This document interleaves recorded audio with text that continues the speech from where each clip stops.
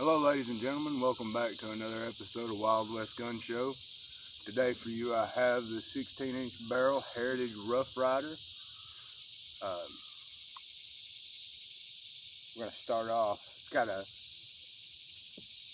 22 LR. It breaks down the same way as the Wrangler I shot last week. You get the pin and the cylinder falls out and tries to run away. This one has a steel frame. Like I said last week with the Wrangler, it has an aluminum frame. Well, this one is a steel alloy. This pistol was actually inspired by the Colt Buntline, which is a very old revolver, well, a revolving rifle. It had a 12-inch barrel. These range, if you're not buying them brand new, they range from $210 to $290, somewhere in that range. And the MSRP,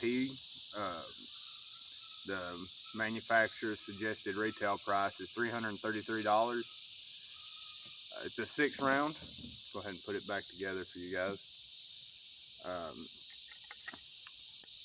I know that Heritage makes they make your regular standard 6-inch barreled 22 revolvers, and they also make a Bartender, which has the small curved handle and a really short, I think it's what, a 3 or 4 inch barrel. It's a single action, just like the Wrangler. This one is actually kind of cool because this is the first 22 revolver that I've seen that has a safety right here beside the trigger. So when you flip that up, it pushes the hammer back just enough to where it can't hit the firing pin, but you let it down and it's on the firing pin and ready to shoot. You can buy them with a shoulder stock on them. It's called the Heritage Rough Rider Rancher.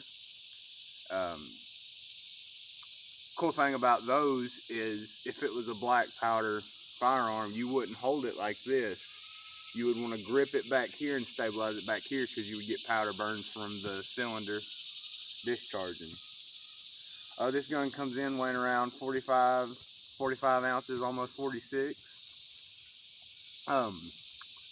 The sights on the Wrangler were fixed sights. These are adjustable sights. You can get this gun with fixed sights, but I figured it would be smarter to go with the adjustable sights so I could set it where I want it and so on. I think that's about all I've got. Go ahead and load it up and shoot it. This one loads the same as, well, that's a lie. This one is different from the Wrangler, other than that it has the loading gate and the cylinder. This one you have to half cock, and then you can roll the cylinder. And like last week I said it had a free rolling cylinder, this one does not. It clicks once, you go over one hole, you have to go all the way back around because it won't roll back the other way. So I'm going to be shooting some Remington high velocity ammo. These are just cheap little target rounds. Then after every click I can load around, but if I was to go past it, like, and then I'd have to click one more, I gotta go all the way back around right to where it is.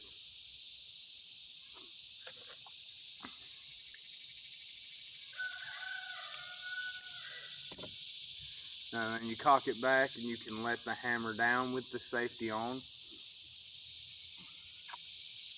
Go ahead and shoot this thing. So I've just got a few targets. I've ordered some more to come in.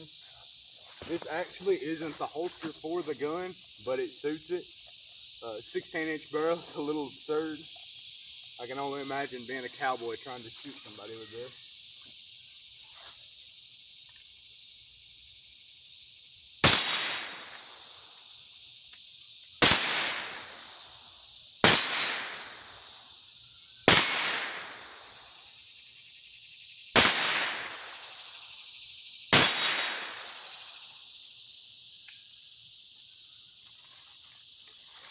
At first shot, I had my finger in front of the cylinder when it went off.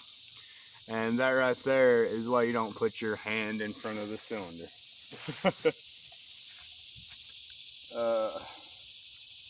And then to unload it, safety on, half cock it, and then you can rotate the cylinder. And then you have your push rod to push the shells out. And that should have been all of them. Nope. And what I love about this gun is even though it has a 16-inch barrel, you can still fan it. I'll do that for you guys right quick, and I'll show you how last week I was talking about with the Wrangler, you have to fire a shot because it has a locking mechanism on it. But with this one, since it has a safety, you turn that safety off, let the hammer down. This trigger, I just hold it down.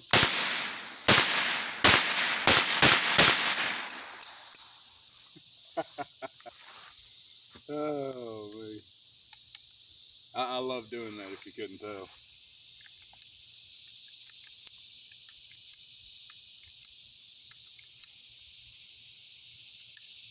And this gun having such a long barrel,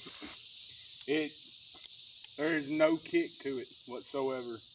There's not a lot of kick to a 22 at all, not much at all, because it's such a low powder cartridge.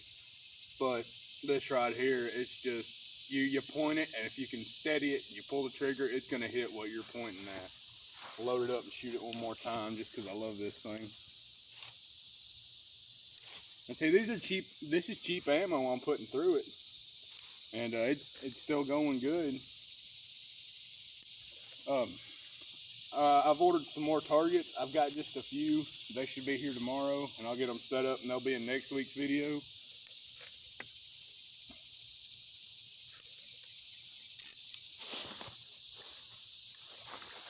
Got it on half cock. You got to fully cock it to lay it down, turn the safety off.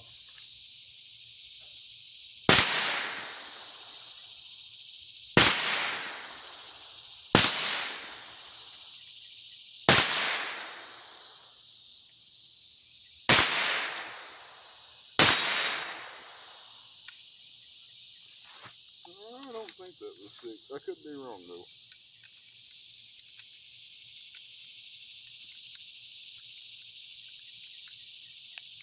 One thing about revolvers is when they start to get dirty, it just happens.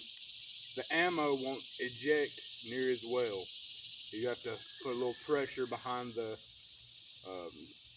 shell ejector to push them out.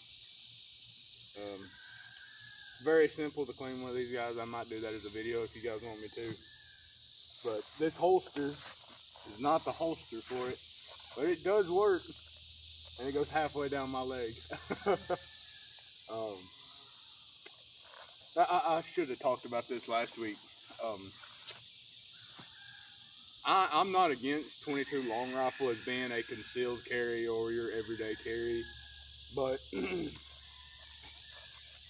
to carry a 22 long rifle revolver every day, it's not that good of a choice.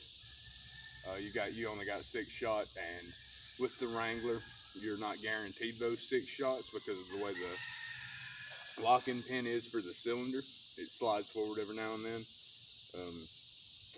But my mom actually carries a little Ruger 22, and that's what she carries for her everyday carry.